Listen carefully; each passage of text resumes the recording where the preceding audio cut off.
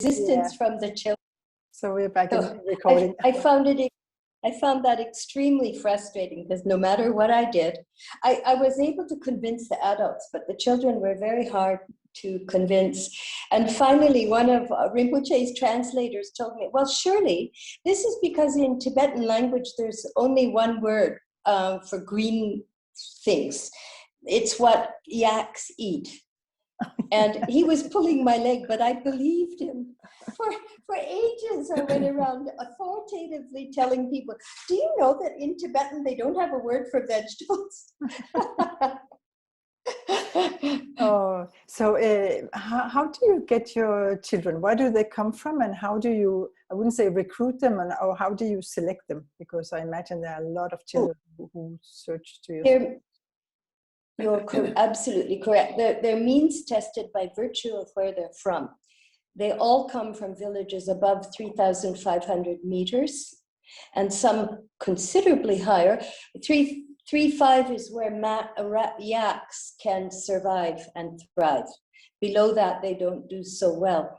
And we first started getting children because when Rinpoche came from Tibet, and after he'd lived in the cowshed for a while, somebody gave him some land near the great stupa here in Bodhanath. It's a UNESCO World Heritage Site, and a site of Buddhist pilgrimage for 1,000 years. And soon people started bringing their children to him. He is, I had no idea when I first met Rinpoche what a great Lama he is. I just thought, oh, he's very kind. But the word filtered up to the mountains. In those days, it was a 21-day trek up. But word filtered up and people started bringing their children down to him. He had a little monastery near the great stupa, and people would say to him, Rinpoche La, will you please make my boy a monk? Will you make my girl a nun? And Rinpoche would look at the child and say, how old is this child? And the parents would say 11. And Rinpoche would look at the child and think, well, the child looks to me like he or she is 5. The difference is people from his part of Tibet are very big, sturdy, well-fed people for generations. People from Nepal, generations of hunger, very, very small people. And so he had the monastery, started taking children as monks, but he recognized in Nepal, they're giving me their children to keep them alive. And the secondary reason is to get an education. So after the monastery, then the nunnery started to be built. Our own nuns did the first construction, and they're smaller than I am, and I'm not 45 kilos.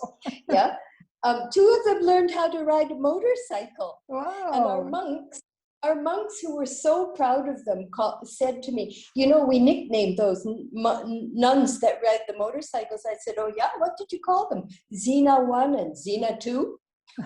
After some television warrior queen or something. So he had the monks and nuns in their monastic setting, and at the same time he began to think preserving a lifetime of vows because your parents put you in robes is not a very good foundation for spiritual practice, for a lifetime of practice. So he did something else really unheard of. He started to educate his monks and nuns with a secular education as well as the monastic. And to do that, he opened Sri Mangaldeep boarding school. First he put lay kids in, and then he started to integrate the monks and nuns. And what he did was, I didn't realize how earth-shaking it was. For years, all our kids in the school, the lay kids, were getting training in philosophy and practice outside class time. And the monks and nuns, when they went home to the nunnery and the monastery, were getting their traditional monastic education while they got the secular education at school. Our staff is mixed. Many of our senior staff are graduates with they have graduate degrees in advanced Buddhist philosophy, monks and nuns. And I didn't recognize how earth-shakingly modern this is until people from overseas who were Buddhists started visiting and saying, wow, this is amazing, Shirley. Do you realize how amazing? And no, I didn't realize how amazing. I just did it because it was there. So I can't claim any extra knowledge, but what I do see is our kids learn what Buddha taught, and they try to do what Buddha taught. Mm-hmm. And they try to be like our founder, Tranggu Rinpoche, who's dedicated his life in exile to helping others. And when people come into our school compound from outside, even if they have no previous contact with the teachings of Buddha, they can feel something is different. Mm-hmm. And sometimes they will, I'm a fundraiser, so what I do is, oh, would you like to have a tour of the school? Which is a little bit like a spider inviting the fly. And of course they say yes, because the kids are so wonderful. And I send them off, and I try to send them off with small children whose social skills and English are outstanding. And we have lots of them. And so the people come back, and sometimes they come to me and they say, even with tears in their eyes, they'll say, Shirley, these children are so wonderful. These children are amazing. And I will say to them, they are. But actually, I think all children are wonderful. I think all children are amazing. And what you see in these children is their attempt to do what our founder is teaching them. They're trying to walk a good path. Mm-hmm. And it is that feedback from outside that I began to understand, yeah, this is a different school than most. Mm-hmm. I was involved in a little bit in school management and development of schools in Canada. But it took outsiders to kind of wake me up to how special it is. Yeah. So what is your work at the school? How does a normal day look for you and also the children? Well, we've been closed since March. Yeah. And I've been under house arrest, so to speak, because I'm going on 75, since mid-March, last March. But I'm right beside the school. I'm looking at the school now. And from my balcony, the house is owned by the monastery, and I'm on the 3rd floor. I can talk to the kids off my balcony.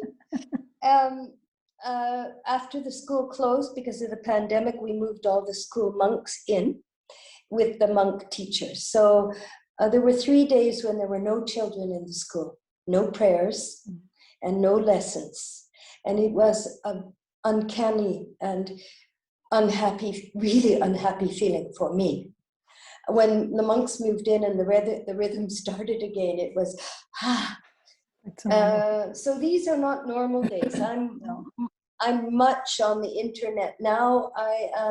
My phone bill is astronomical because I'm keeping in touch with all my kids that are outside the school, as many as I can by phone.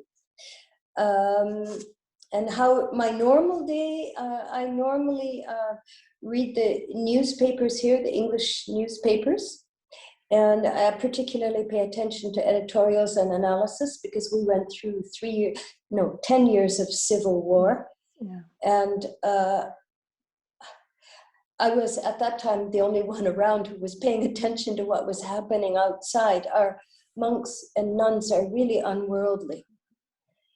And I do believe that those who don't know history are condemned to repeat it. And I am no great fan of communism, despite my left-leaning politics when I was in university and against the war in Vietnam. But I have no use for communism. We've experienced the hard end of that stick. Yeah. So my day can be very unusual. Normally, I have to spend at least 4 to 6 hours a day just keeping up on correspondence. Our fundraiser in the US, who's the director of our US nonprofit, Himalayan Children's Fund, thank heavens, she does a lot on the US side, but I do most of the rest around the world. I work a lot with kids. My chosen field, I love the little kids, but they don't speak English, and I only speak baby talk Nepali, and my Tibetan's even worse. I can say please and thank you in Tibetan, not much. So the ones I work with are the teenagers who are finishing school. So normally I teach meditation once a week. Rinpoche asked me to teach meditation. And I found in teaching, the kids are hungry to learn. They want more. They want more. So Rinpoche had asked me to teach them simple, in Tibetan it's called Shime Thaktong, or in Sanskrit Shamatha meditation, breathing meditation, just using the breath. But they wanted more. So I started to teach a little bit that I thought children could handle, and they could. I was intimately involved in teacher training. I'm much less so now. We have an excellent academic supervisor, and now she does all of that. As I'm aging, I'm feeling less energetic, particularly when it's cold here in the winter and I can't get warm. So I'm quite happy to leave things that I was doing before, supervising construction and whatnot, to others who actually know what they're doing. I didn't know what I was doing, but I had to do it because there was no one else. And we have. How many people are you are working at the school or in the school? Or how many? Yeah. When before the pandemic, we had close on to 100 staff. Wow. About 50 of them were teachers, and the balance were support staff. So through the pandemic, I have been very busy keeping funding running in, because what funds us normally is sponsorship, and sponsorship pays everything for child support, and we are in loco parentis. So we have children usually for the first 12 or 14 years of their lives, because the trails are dangerous. They can't walk them back. They have to be carried down. And that means we do everything. Haircuts, medical care, etc. During the pandemic, because there's hunger in the country and hunger in the areas where our kids come from, I was really involved in raising money to bring food in to the mountain areas. So we did 5 food runs, almost $100,000 US. But none of that money could come through the school. It had to be raised separately because this is Nepali law. We're a school. And our remit is education. And I'm saying, but our kids are starving up in the mountains. Doesn't matter. And we are extremely lucky. I am extremely lucky. I have a friend in Switzerland who's very wealthy. And she underwrote 3 of those food runs, including the donkey trains. So, and then one of our monks, he travels around the world and he teaches here and there. His name's Tugu Damchi. He heard that we were raising money, and he's in close to 50, I guess. And he remembers what it was like when he was growing up in the mountains in Nepal. And he remembers the hunger. And he happened to be in the area I was fundraising for at the time, at the monastery there, which is about 4,000 meters, I think. Anyway, he walked down where he could get a phone connection and said, "Shirley, I'm so happy to hear about food coming into Newbury. When I come from retreat, we'll talk." And I thought, oh, goody, maybe he'll help me raise money. And he did. So great. Because he teaches around the world. Many people know him. Yeah. And they know where he's from, and the trust is already there. And when you traveled around earlier to raise funds, where did you go, and how do you raise them? I tell stories. I think my job is simply to tell the story of the school, to tell the story why Trungpa Rinpoche started the school, and to explain to the world, these children are the forgotten children of the Himalayas. If they had been Tibetan and had escaped from Tibet, they could go to schools for Tibetan children in India. There are some of those schools here in the Kathmandu Valley, but if you're not Tibetan, you cannot go for free. No. And Nepal doesn't help these children. That's why they're the forgotten children. So I travel in Europe and Asia, North America. The first country I fundraised in was Canada, actually, and that was quite eye-opening because Canada is a little bit like Scandinavia. In a sense, it's cradle to grave, social, there's a net to catch you. Mm-hmm. You don't have to be really hard up. And I spent a month in Canada fundraising, and it was quite difficult. We didn't have a nonprofit foundation then. And as a Canadian, I've always been a bit uppity towards the US because I'm of the generation which was against the war in Vietnam. But next I flew to the US and I visited 10 cities there. And I was visiting people who were Trungpa Rinpoche's students. They're Buddhist. So I'd land in a place like Atlanta or wherever, and I'd see a sign in the passenger concourse, Shirley, Blair. And that would be the person picking me up. And wherever I went, people met me with very open hearts and very, very open wallets as well. I was completely humbled by American generosity. And later on, the Canadian nonprofit got up and running, and we became recognized by the Canadian government. And then it was completely different raising money in Canada, because then we had the imprimatur of trust. Yeah. But I thought, well, that's interesting, the difference between Canadians and Americans. And the difference is Americans can really generate compassion because they can say to themselves, there, but for the grace of God. Mm-hmm. They know what it is not to have a safety net. Yeah, and it made them so generous. I was very humbled by that, and have revised my opinion now. What does it cost to run a school like that a year when there's no pandemic and everybody are in school? How much money do you need?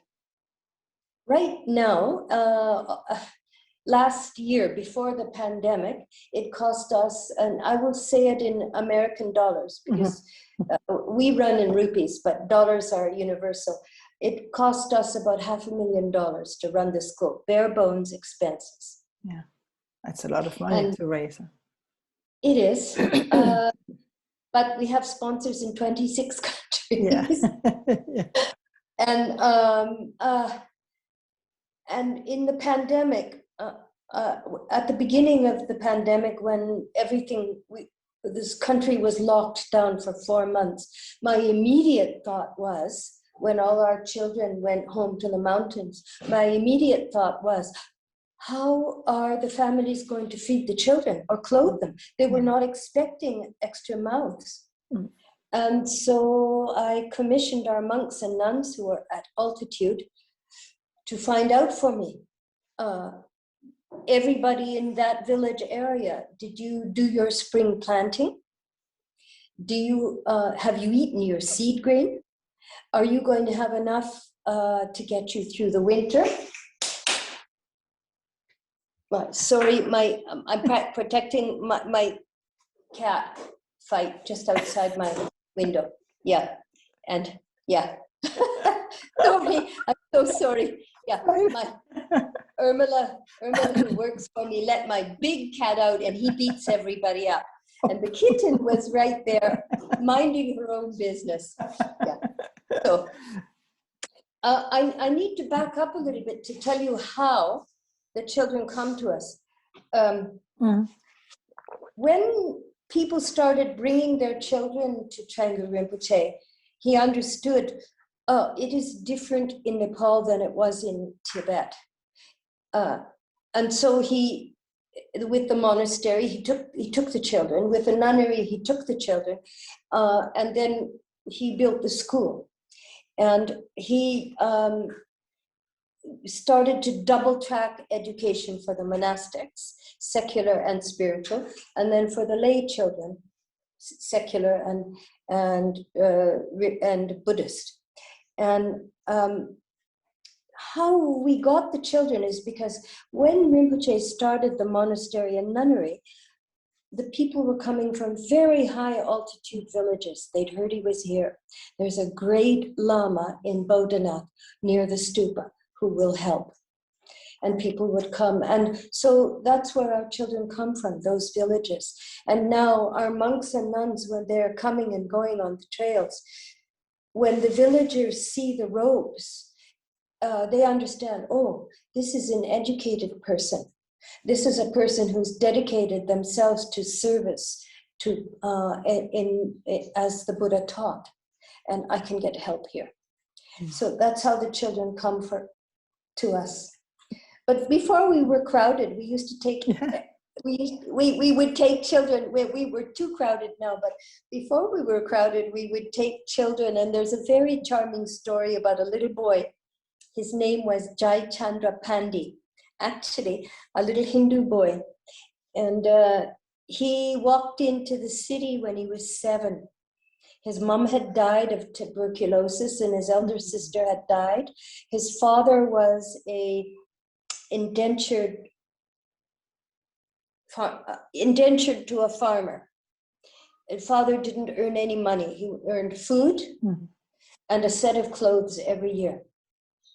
And there was Jai Chandra and his little sister Radhika. And so Jai Chandra 7 understood the suffering of his father. And he walked into the city thinking, I'll go to the city and I'll get a job and I'll give money to my dad. And he found his way into Boda near our school. And he saw our children walking back and forth, wearing the day scholars, wearing their school uniform. And he's very outgoing. And he said to the kids, hey, where are you kids going? And why do you wear those weird clothes? And they said, we're going to school. We're learning how to read and write. We belong to Trangu Rinpoche's school. And he's so outgoing. And he convinced the children to sneak him into the school. So this is before I started. I've been here 23 years. It was before this. And they sneaked him into the school and they put him into the children's dorm on the top bunk, on the top floor. And they, in those days, the children were in the uniform. They had blazers with pockets. And they would line their pockets with plastic bags. And they would sneak food up to Jai Chandra. And after a few days, they started to get really scared. Oh, sir, they meant the principal. Sir, we'll find out and we'll get scolded. We'll be in big trouble. So they took him, this little 7-year-old skinny little boy, down to the principal's office. And sir, please, he wants to get educated. Let him stay with us.